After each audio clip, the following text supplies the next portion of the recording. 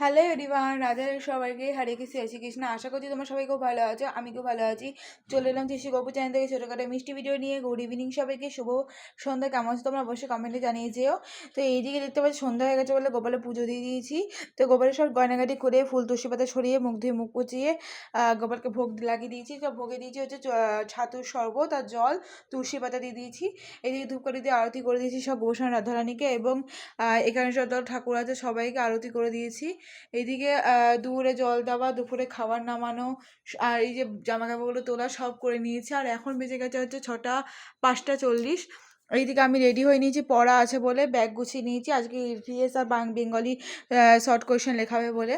তো যাই হোক, আমি তো মিনিমাম 1টা থেকে 3:30 অবধি ঘুমাচ্ছিলামই বলতে গেলে। তারপরে উঠে 5:10 অবধি ফোন ডেকেছি। তারপর ওই ফেসবুকে good morning good evening post করে কে কে স্ট্যাটাস দিয়েছে, SMS করেছে দেখে, ফেসবুক ইনস্টা ইউটিউবে যারা কমেন্ট করেছে রিপ্লাই দিয়ে তারপর যোদ্ধা আকবর দেখছিলাম। তো তারপরে এই 5:10 উঠলাম, উঠে ব্রাশ ট্রাশ করে ফেস ওয়াশ করে মুখটুক ধুয়ে তারপর চা করে 6খানা চুস বিস্কুট দিয়ে খাবার খেয়ে তারপরে ঠামের কাছে টাকা নিলাম যে যাওয়ার জন্য। এসেই ড্রেস পরে চুলটা বেঁধে রেডি হয়ে নিয়েছি, আর এদিকে ব্যাগ গুছিয়ে নিয়েছি, আর গোপাল পুজো দেওয়া কমপ্লিট।